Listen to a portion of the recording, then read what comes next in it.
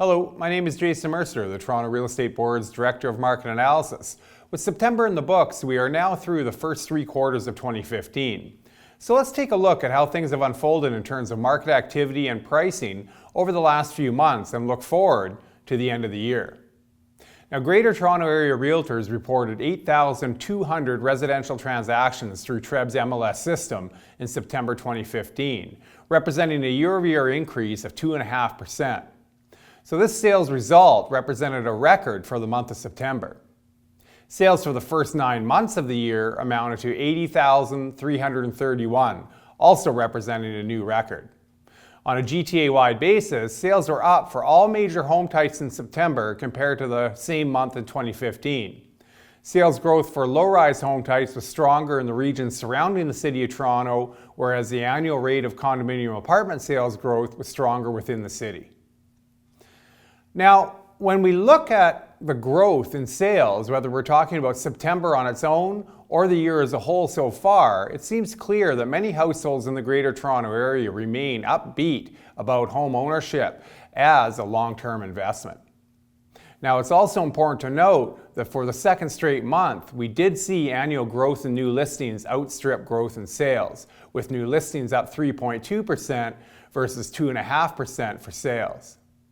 However, over the same period, total active listings at the end of the month were down by 7.3% in comparison to September 2014. Now, as discussed last month, we will need to see the annual rate of new listings growth outstrip sales growth for a number of months before we see market conditions become more balanced. So even with some growth in new listings, sellers' market conditions remained firmly entrenched in September. With strong competition between buyers, the MLS Home Price Index Composite Benchmark was up by more than 10% year over year.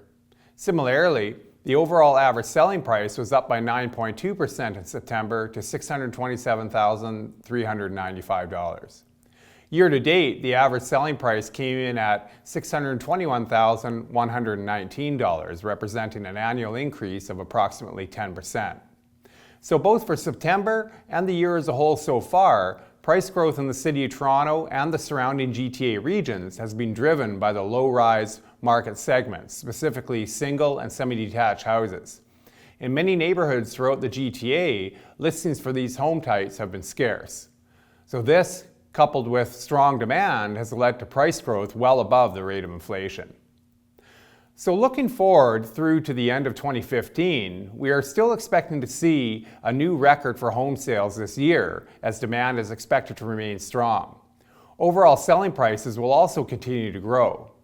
Now, obviously, price growth will continue to be driven by the low-rise market segments, but it's important not to forget about condominium apartments. Far from seeing a glut of condo inventory, we have actually seen market conditions tighten this year, and as a result, condo price growth has accelerated.